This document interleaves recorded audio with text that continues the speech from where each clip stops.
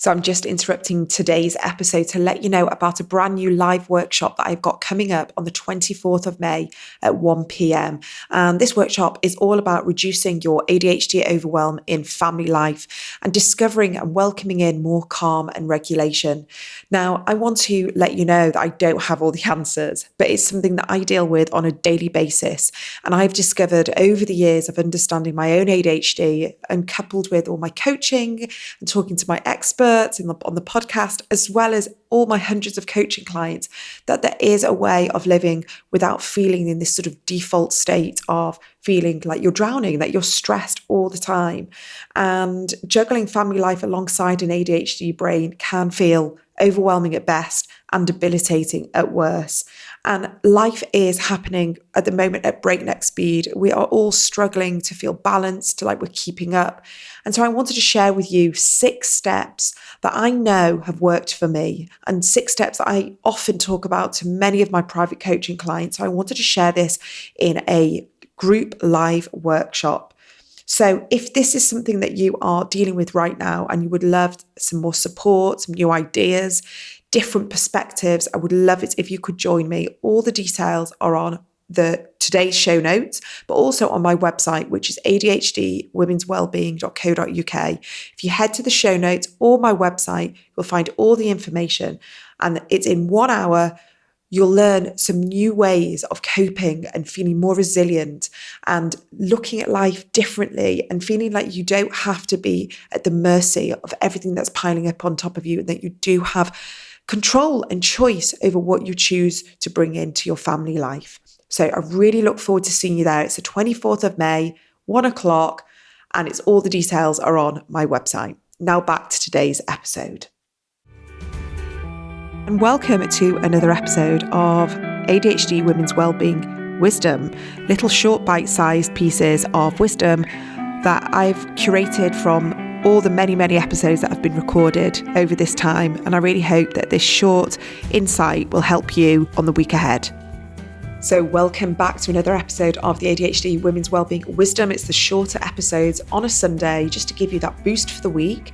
And today we have a fantastic guest who I love speaking to. We're always engaging on social media together, and I've absolutely loved watching what Leanne Maskell is doing in the space, supporting and advocating for the neurodivergent community. Now, Leanne she's a powerhouse, she's a force of nature, and she has really helped so many people access more accommodations, understanding, compassion, support within their workplace. And she's previously worked in mental health and disability law, and she's now set up ADHD Works to empower as many people to learn how to make ADHD work for them. She does so many different things with regards to sort of advocating and teaching people. It's through courses and talks and coaching. And she's also written a fantastic book called ADHD and A to Z. So let's listen to what Leanne said to me on the podcast way back then. I think it was about a year ago. And it kind of feels like the tide is shifting, the mood's changing, people are becoming more open.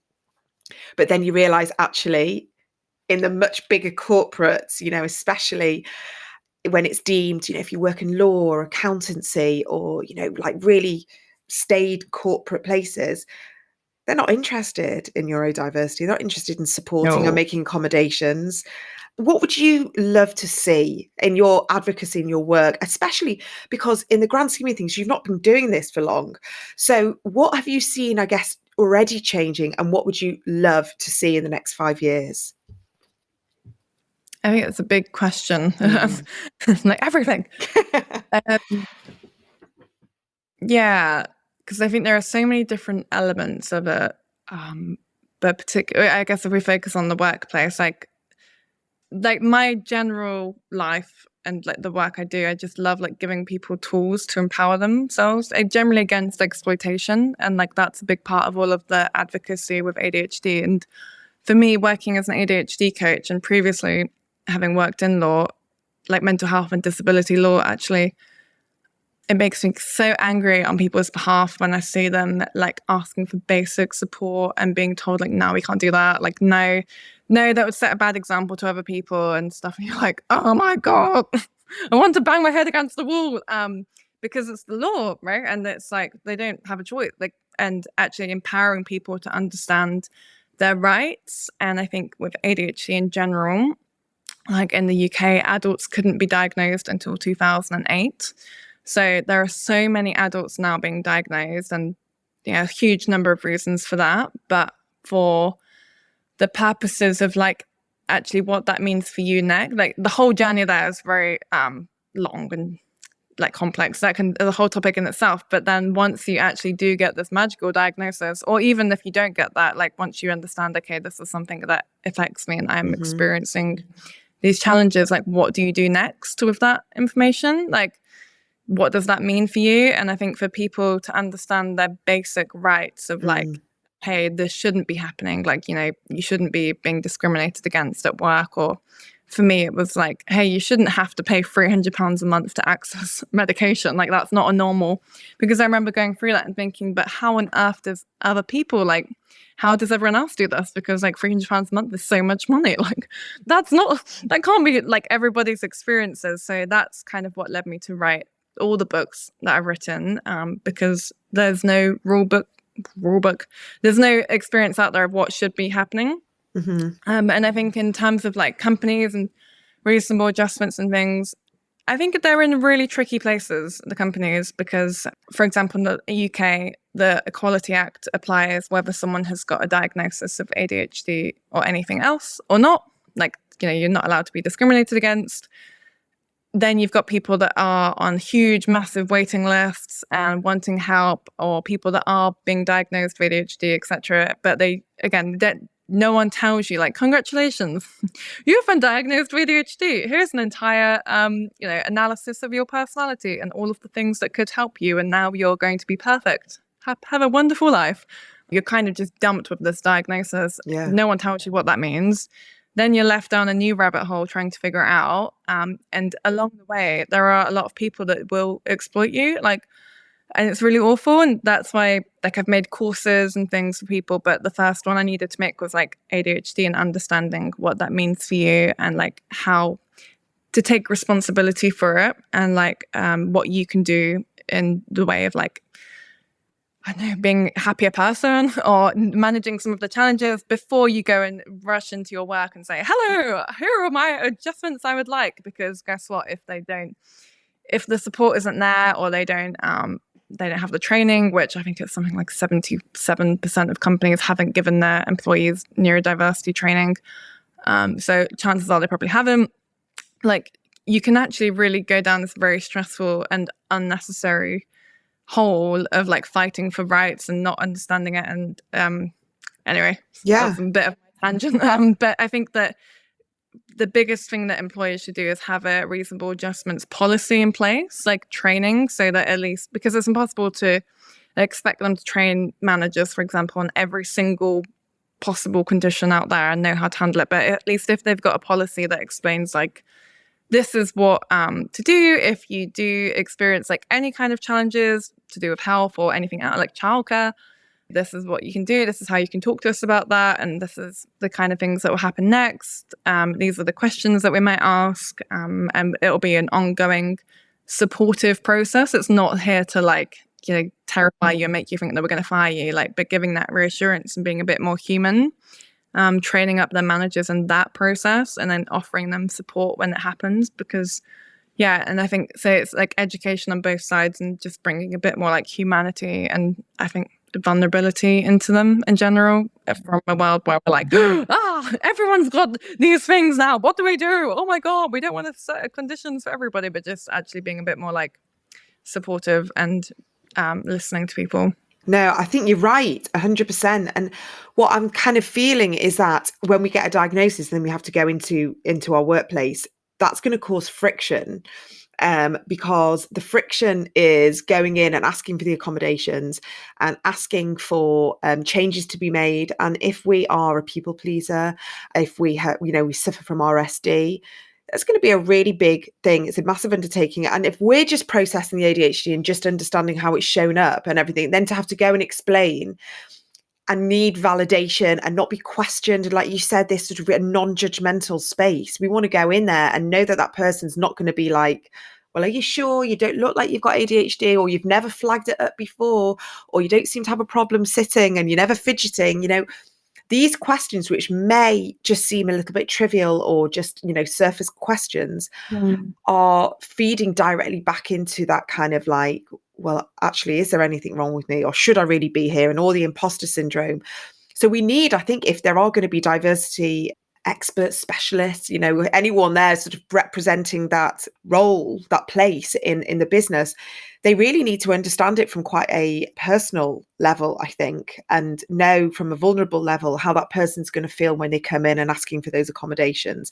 And it's not, they're not coming in to make a fuss, they're not coming in to be different or to make other people feel like, they're fine what they're doing, but actually I need more. So it is quite nuanced. And I do believe that hopefully as more awareness grows, and people like you who are doing such great work, especially in LinkedIn, because I do feel Instagram, TikTok, there's already a space there's a level of understanding there is, but in that corporate feeling where it just still feel quite kind of like you're in a box and you've got to conform and everyone's got to be professional, and we're not allowed to talk about mental health or show vulnerability. We can't be successful and have mental health problems. We can't be successful and show our vulnerabilities. But, we've got to break it all down and sort of rebuild it a little bit. And I guess, what you're doing, tell me a little bit about the ADHD Works, what that is and how people can access that and what you're doing to support people. Yeah, so when I was in my job, so I basically got diagnosed with ADHD at 25, managed to then calm down enough, got a job in law, but still was struggling with different aspects of the ADHD. Like we said, it's not like, oh, magical, woohoo, you're a wonderful human. Here's your new job, have a wonderful life. And so I was like scraping together money for therapy. And then I found out that there was government funding called Access to Work that could pay for people to have ADHD coaching. I was like, what? I'm like, are you kidding me? I've been spending like so much money on private diagnosis, medication, all of these things.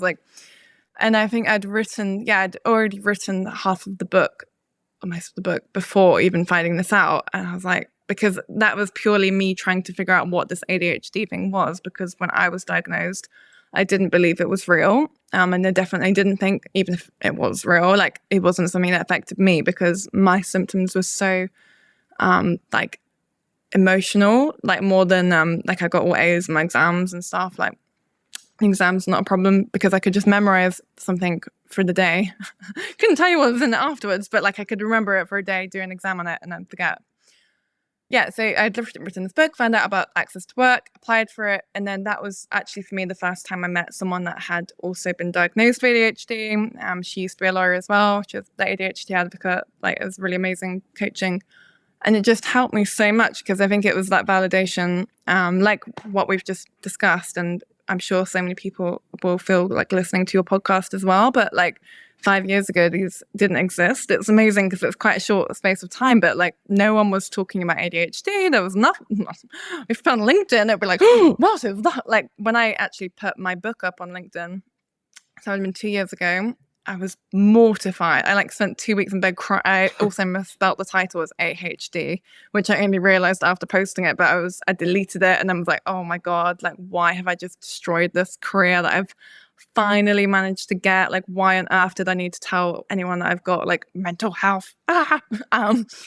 So yeah, like no one was really having these conversations, but for me, I had coaching, and it was just talking to someone like that had been through what I've been through, that could understand my brain, that could understand like the problems weren't me trying to get certain goals done. Like the problem was that I didn't know what to even do in the first place, and like had so many ideas, but I couldn't figure out which ones to do, or this or whatever, how to fit into the world.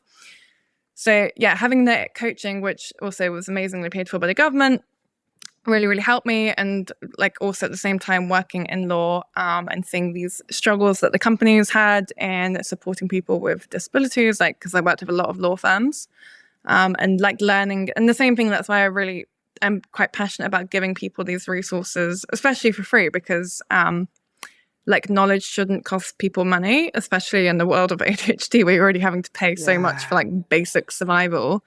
But I feel very privileged to have been able to like understand all of that and have experience in knowing the law and like what reasonable adjustments are, for example. I never would have ever known that if I hadn't done that job in particular. And it's funny because at the time it felt so random, and now looking back, I'm like, we're linked up.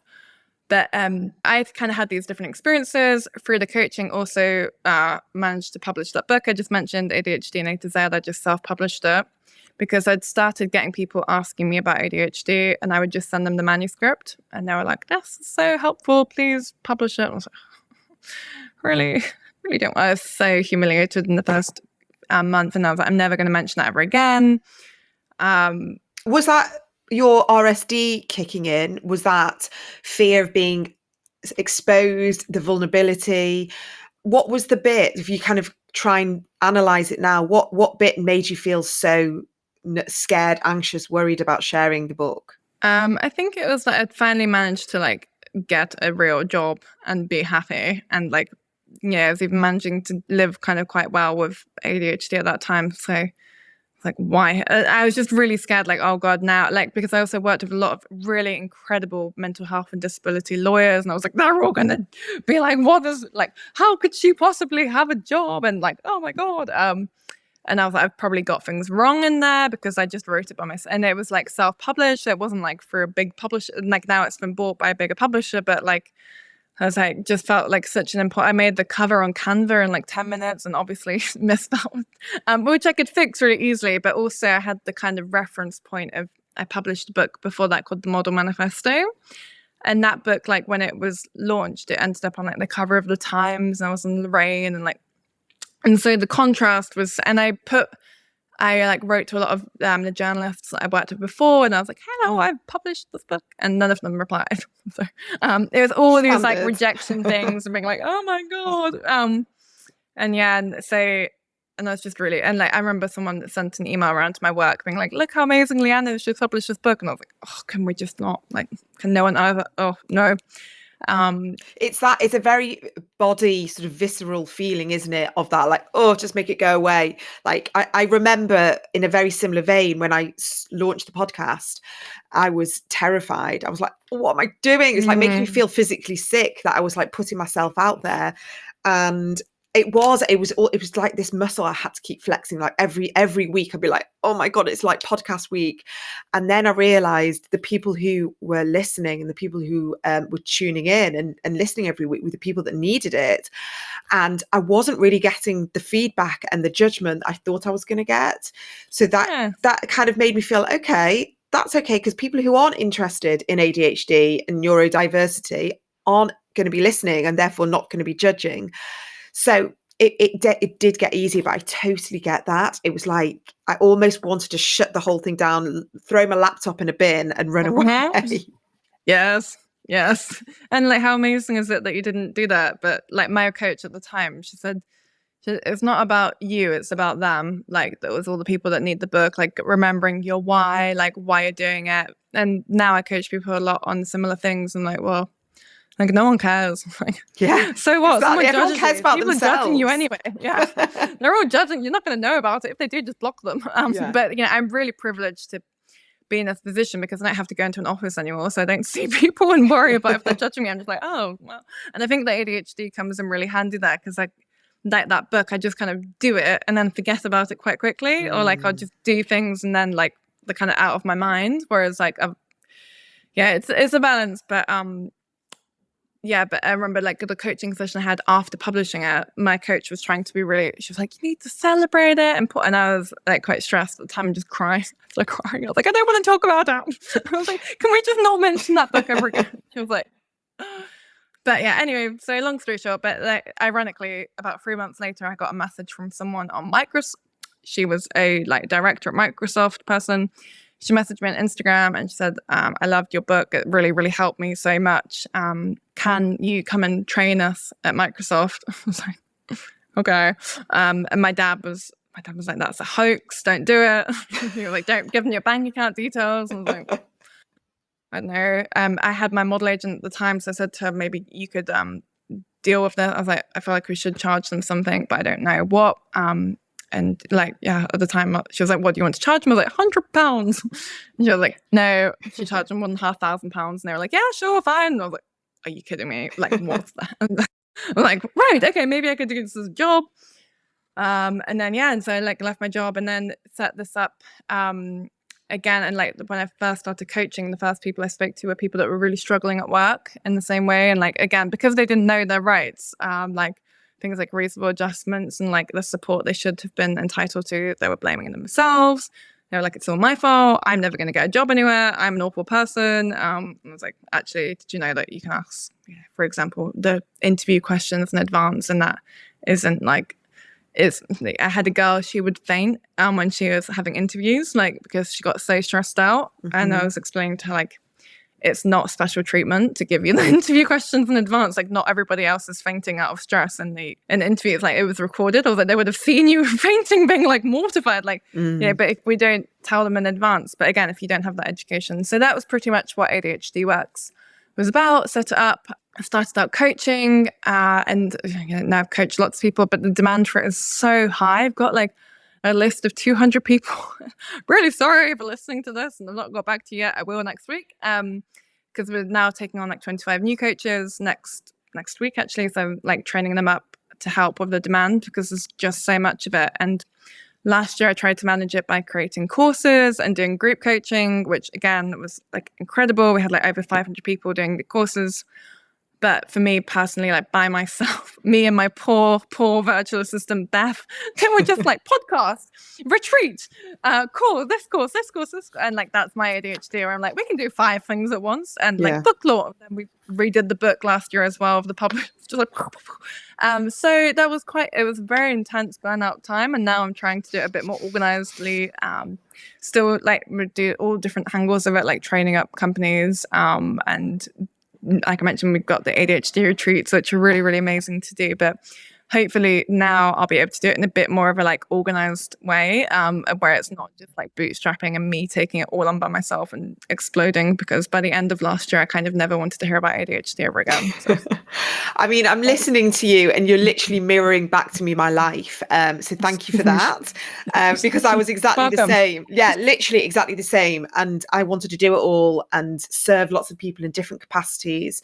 And at the end of last year, come mid-December, I was just so burnt out, where I made this very intentional decision that January was going to be, downtime for me. And I was really going to kind of be more mindful about how I want to work, and the capacity that I want to work in, with a family, and needing space and time for myself, my own well-being, because how can I serve other people if I am burnt out and exhausted and resentful that I haven't got time and space? So I've tried to be sort of reconfigure the way I work, because burnout for so many of us with ADHD is always just there on the just in the near distance, but we can always sense it and taste it and see it.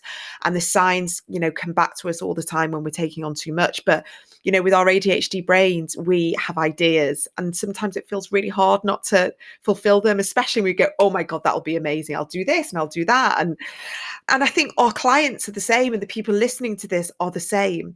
So it's trying to be mindful of all the energy and all the help and all the activism and the sense of justice that we have, that we want to do it all and be it all and help everybody. But we are only this one person. Even training teams, like you're doing, that for me is scary, because I know how exhausting that can be. So it's this passion that we have, this constant passion, but in a way we've always kind of keep it on so I always see it as like a bonfire that can go out, out of control, and we've kind of got to keep the embers. Is it ambers? What's the word? Burning embers. Yeah. Embers burning on a low. But we can very easily throw, like fire fuel to it, and all goes crazy and goes to shit. My flat set on fire last week. Oh like, no, wrong analogy to you. There was like a fire coming out of it. I was like, really? Like, yeah. Should have got out my pajamas today. I had to call the fire engine. Oh no. Oh my God. Well, that is sometimes a very good analogy there. Yeah, but sometimes those things that blow up literally in our lives is a little bit of a sign to us that we're taking on too much and we're doing too much. Yeah. So I hope you enjoyed listening to this shorter episode of the ADHD Women's Wellbeing podcast. I've called it the ADHD Women's Wellbeing Wisdom because I believe there's so much wisdom in the guests that I have on and their insights. So sometimes we just need that little bit of a reminder, and I hope that has helped you today, and look forward to seeing you back on the brand new episode on Thursday. Have a good rest of your week.